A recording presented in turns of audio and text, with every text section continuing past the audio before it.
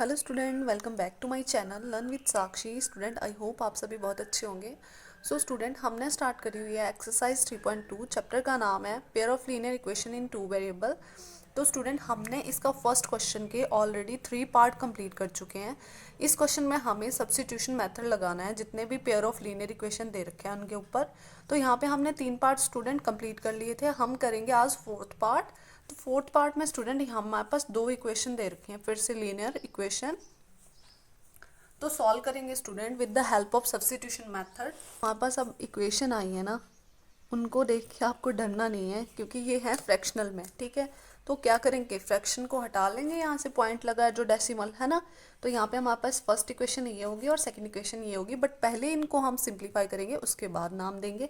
तो यहाँ पे देख लो, मैंने क्या करती हूँ, यहाँ पे ये जो पॉइंट है ना इसको हटाना है। तो उसको हटाने के लिए हमें कितने से डिवाइड करना पड़ेगा, यहाँ पे 1 डिजिट है डेसिमल के बाद, तो यहाँ पे हमें 10 से डिवाइड करना पड़ेगा।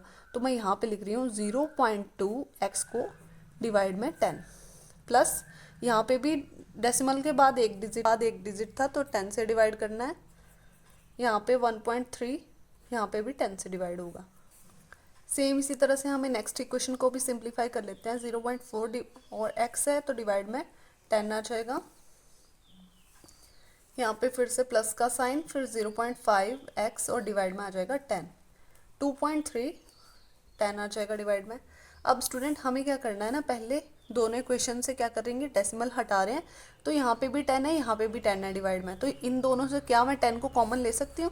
हाँ, यस ले सकती हूँ। तो मैं यहाँ से 1/10 तो कॉमन ले ली हूँ। अंदर क्या रह गया, अब डेसिमल तो हट गया तो क्या बचा हमारे पास, ओनली 2। तो यहाँ पे रह गया 2x। यहाँ से भी डेसिमल हट गया तो यहाँ पे 3 रह गया एंड y, तो यहाँ पे आ गया 3y। तो यहाँ पे ये तो हो गया। अब यहाँ पे ये क्या बन गया, 13 बन जाएगा और डिवाइड में 10। अभी डेसिमल हट गया ना, तो यहाँ पे सेम इसको भी कर लेंगे। यहाँ पे क्या बचेगा, यहाँ से भी मैं कॉमन ले लूँगी, क्या 10। तो यहाँ पे क्या आ जाएगा, 1/10 कॉमन आ जाएगा। यहाँ पे भी 10 था, यहाँ पे भी 10 था। अंदर क्या रह गया, 4 और x रह गया, फिर 5 और x रह गया, फिर यहाँ पे 23/10। अब देखो स्टूडेंट, यहाँ पे भी 10 है ना, और यहाँ पे भी 10 है। तो यहाँ पे नीचे 10 डिवाइड में है, तो दूसरी स्टूडेंट यहाँ पे देखो, ये 10 जो है वो डिवाइड में है, दूसरी साइड जाएगा तो क्या कर जाएगा, मल्टीप्लाई। मतलब मल्टीप्लाई 10 आएगा तो 10 से 10 कैंसिल हो जाएगा। तो हम यहाँ पे इसको डायरेक्ट कैंसिल कर रहे हैं। यहाँ पे भी 10 से 10 कैंसिल, यहाँ पे भी 10 से 10 कैंसिल। अब हमारे पास क्या आ गया, 2x + 3y = 13। इस इक्वेशन को नाम दे देंगे फर्स्ट इक्वेशन। एंड सेकेंड बन गई हमारे पास 4x +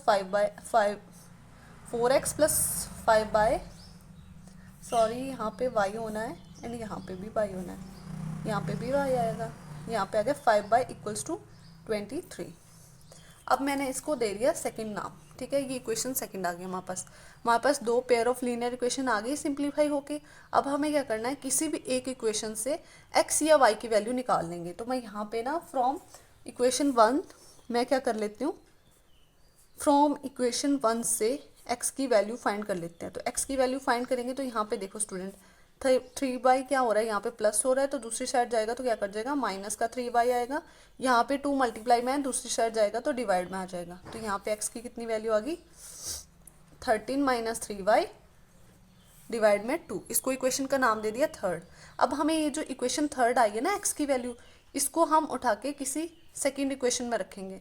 अब आ जाएगा 4, x की जगह वैल्यू रख दो ये वाली 13 - 3y एंड डिवाइड में 2 प्लस 5y = 23। अब ये 2 यहाँ पे डिवाइड में है ना, 2 × 1 = 2 एंड 2 × 2 = 4 कैंसिल हो जाएगा। तो यहाँ पे हमारे पास क्या बच जाएगा, 2 × 13 - 3y प्लस 5y = 23, यही बनेगा। अब यहाँ पे इनको मल्टीप्लाई कर लो, अंदर ब्रैकेट सॉल्व करेंगे, पहले फर्स्ट टर्म से फिर सेकंड टर्म से मल्टीप्लाई होगा। 13 × 2 = 26, 2 × 3 = 6y प्लस 5y = 23। अब यहाँ पे भी y वाली टर्म है, यहाँ पे भी y वाली टर्म है, आपस में क्या हो जाएंगी, सॉल्व हो जाएंगी वेरिएबल वाली टर्म। तो यहाँ पे देखो स्टूडेंट, प्लस माइनस माइनस, 6 में से 5 जाएगा तो एक बाई बचेगा, तो यहाँ पे आ गया माइनस का बाई, क्योंकि बड़ी टर्म के साथ माइनस का साइन है। अब यहाँ पे 26 प्लस में दूसरी साइड जाएगा तो क्या कट जाएगा, माइनस का 26 बन जाएगा। अब यहाँ पे आप ध्यान दो, माइनस वाई कितना हो जाएगा, प्लस माइनस माइनस, 26 में से 23 जाएगा स्टूडेंट, तो हमारे पास कितना बचेगा, 3 ही बचेगा और साइन किसका आएगा, बड़ी टर्म का आएगा, माइनस से माइनस कैंसिल हो जाएगा, यहाँ पे y इज इक्वल्स टू 3 आ जाएगा। यहाँ पे ये हमने एक वैल्यू फाइंड कर ली y की, कितनी, y इक्वल्स टू 3। अब हमें क्या रह गया, x की वैल्यू फाइंड करने को। तो x की वैल्यू हमने फाइंड करी हुई है, जिसको हमने नाम दिया था इक्वेशन थर्ड, बस इस वैल्यू को उठा के इस इक्वेशन में रख देंगे। तो यहाँ पे मैं लिख देती हूँ, यहाँ पे एक लाइन लगा देती हूँ, put value of y equals to 3 in equation third. Third में रख दो,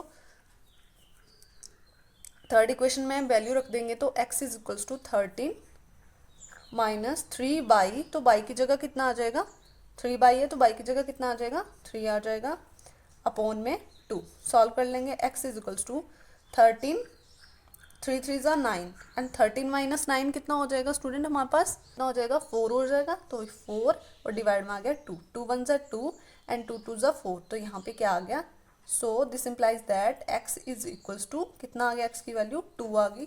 इसको भी हम क्या कर लेंगे, बॉक्स के अंदर बंद कर लेते हैं, ताकि आपको समझ आ जाए कि ये x की वैल्यू है, ठीक है। तो ये हमारे पास ये x और y की वैल्यू आ गई, ये क्या है हमारे पास आंसर है। तो आई होप आपको ये पार्ट भी क्लियर हो गया अच्छे से। डेसिमल में था ये वाला पार्ट, तो घबराना नहीं है, कुछ नहीं है, हम यहाँ पे क्या कर देंगे, डेसिमल को हटा देंगे और यहाँ से 10 कॉमन ले लेंगे, 10 से 10 कैंसिल हो जाएगा, हमारे पास 2 इक्वेशन आ जाएगी, फिर सिंपली सब्स्टिट्यूशन मेथड लगा देंगे और ये वाला पार्ट हो जाएगा। करेंगे नेक्स्ट पार्ट। सो करते हैं इसका फिफ्थ पार्ट। फिफ्थ पार्ट में 2 पेयर ऑफ लीनियर इक्वेशन दे रखी है हमें, फिर से इसको सॉल्व करेंगे। इक्वेशन क्या दे रखी है, √2x + 3y equals to 0, √3x - 8y equals to 0। हमें क्या करना है, सब्स्टिट्यूशन मेथड लगाना है इन पे। तो यहाँ पे हम पहले एक इक्वेशन को नाम दे देते हैं, फिर दूसरे को नाम दे देते हैं। तो सेम वैसे ही करते हैं, इस इक्वेशन को मैं नाम दे देती हूँ फर्स्ट इक्वेशन और इस इक्वेशन को मैं नाम दे देती हूँ सेकंड इक्वेशन। अब हम क्या करेंगे, किसी एक इक्वेशन से x की वैल्यू फाइंड कर लेंगे, किसी से भी फाइंड कर लो, मैं यहाँ पे सेकंड इक्वेशन से फाइंड कर रही हूँ। तो यहाँ पे मैं लिख रही हूँ फ्रॉम इक्वेशन सेकंड x की वैल्यू कितनी आ जाएगी हमारे पास, यहाँ पे देखो √3x है इज इक्वल्स टू, यहाँ पे देखो माइनस का 8y है, दूसरी साइड जाएगा तो प्लस का 8y बन जाएगा, तो यहाँ पे आ गया 8y। x की वैल्यू फाइंड करनी है, तो this implies that x is equals to √3, यहाँ पे मल्टीप्लाई में दूसरी साइड जाएगा तो डिवाइड करेगा, तो यहाँ पे आ गया √8 अपॉन √3 और यहाँ पे y आ गया साथ में। ये जो हमारे पास x की वैल्यू आई है ना, इसको हम नाम दे देंगे इक्वेशन थर्ड। ये हमारी इक्वेशन थर्ड है। ये जो x की वैल्यू आई है इसको हम इक्वेशन 1 में पुट कर देंगे। तो यहाँ पे मैं लिख देती हूँ put equation third in equation 1। First में पुट कर दो, तो यहाँ पे आ जाएगा √2, x की जगह ये जो वैल्यू आई है वो लिख देंगे 8 upon √3 and y plus √3 and y is equals to 0। यही आ गया हमारे पास। फर्स्ट इक्वेशन में हमने x की वैल्यू पुट कर दी यहाँ पे, तो हमारे पास ये आ गया। अब यहाँ पे ना हम क्या कर लेंगे स्टूडेंट, यहाँ से ना y दोनों में, दोनों टर्म में, तो y को क्या कर लेते हैं, कॉमन निकाल लेते हैं। तो मैंने y यहाँ से कॉमन ले लिया, तो अंदर हमारे पास क्या बचेगा, इन दोनों को मल्टीप्लाई कर दो, 8 2 जा 16, तो 16 रूट हो गया एंड डिवाइड में √3 रह गया एंड प्लस का √3 बन गया, ये बन गया हमारे पास एंड 0। अब स्टूडेंट हमें तो y की वैल्यू निकालनी है, तो यहाँ पे ये टर्म मल्टीप्लाई हो रही है, तो दूसरी साइड जाके क्या कर जाएगी, डिवाइड कर जाएगी। और 0 के डिवाइड में कोई भी टर्म जाएगी स्टूडेंट, तो वो क्या हो जाएगी, 0 हो जाएगी, है ना। तो यहाँ पे y की वैल्यू कितनी आ गई, 0 आ गई। आपको कुछ भी सिंप्लीफाई नहीं करना। तो ये क्वेश्चन इतना इजी था। अब यहाँ पे देखो y की वैल्यू 0 आ गई।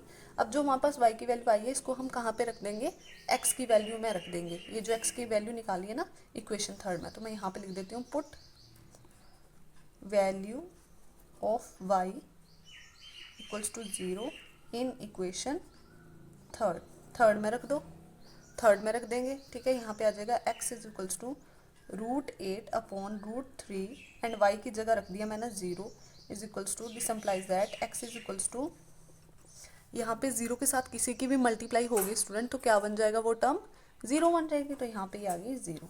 तो यहाँ पे हमारे पास x की वैल्यू कितनी आ गई, 0 एंड y की वैल्यू भी कितनी आ गई, 0। तो ये दो तो निकालनी थी हमने। तो मैंने दोनों को बॉक्स के अंदर रख दिया है ताकि आपको पता चल सके कि x की वैल्यू भी 0 है और y की वैल्यू भी 0 है। तो ये क्वेश्चन स्टूडेंट देखने में तो टफ था बट सिंप्लीफाई करने में बहुत ईजी क्वेश्चन था, ठीक है। तो आई होप आपको ये पार्ट भी बहुत अच्छे से क्लियर हो गया। स्टूडेंट अगर आपको वीडियो अच्छा लग रहा है, समझ आ रहा है, तो चैनल को सब्सक्राइब कर लें प्लीज़। तो स्टूडेंट यहाँ पे क्वेश्चन नंबर 1 का लास्ट पार्ट है, 6th पार्ट।